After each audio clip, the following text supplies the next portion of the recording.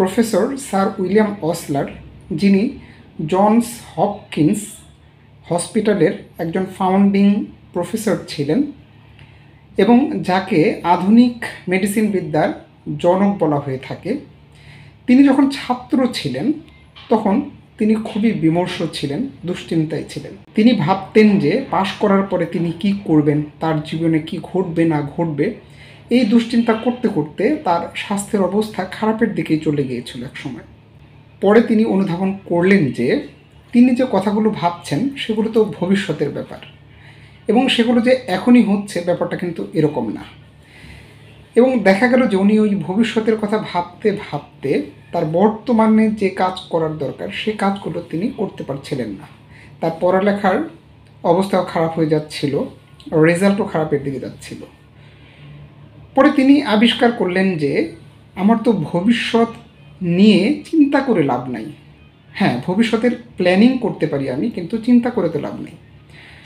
পরে তিনি যেটা করলেন, প্রতিদিনের জন্য তিনি কাজ করা শুরু করলেন।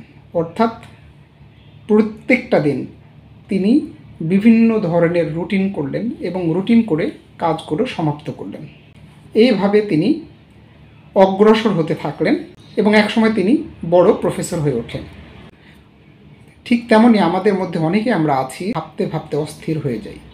ধরুন আপনি চাকরি পাচ্ছেন না, কিংবা পড়ালেখায় রেজাল্ট খারাপ হচ্ছে, আপনি ভাবছেন যে এখন আর পড়াশোনা করে কি হবে, আমি তো কিছুই করতে পারিনি, ভবিষ্যৎ আমার অন্ধকার, আমার কিছুই হবে না। ব্যাপারটি এরকম না। আপনি প্রত্যেকটা দিনকেই নতুন ধরবেন, প্রত্যেকটা দিনই আপনার নতুন করে শুরু করার দিন আপনি ধরবেন। আপনি প্রত্যেকটা দিন কাজে লাগান, আপনি একটা দিনের জন্য বাঁচুন এবং সেটা হচ্ছে আজ। এইভাবে প্রত্যেকটা দিন আপনি নতুন করে শুরু করুন। আপনি পড়াশোনা করুন, কিংবা আপনি যদি চাকরিজীবী হন কিংবা ব্যবসায়ী হন, প্রত্যেকটা দিন আপনি নতুন করে সুন্দর করে ওই দিনটার প্ল্যানিং করুন এবং কাজে লাগান। ভবিষ্যৎ নিয়ে আমরা অবশ্যই ভাববো, হ্যাঁ অবশ্যই ভাববো, কিন্তু সেটা ভাবতে ভাবতে দুশ্চিন্তা করতে করতে আপনার শরীর খারাপ করে তো লাভ নেই। সেটার জন্য যেটা আমরা বললাম, আপনি আজকে অর্থাৎ এই বর্তমানকে কাজে লাগাবেন। এইভাবে কাজ করতে করতে ইনশাল্লাহ সামনের দিকে এগিয়ে যাবেন এবং আপনি সফল হবেন।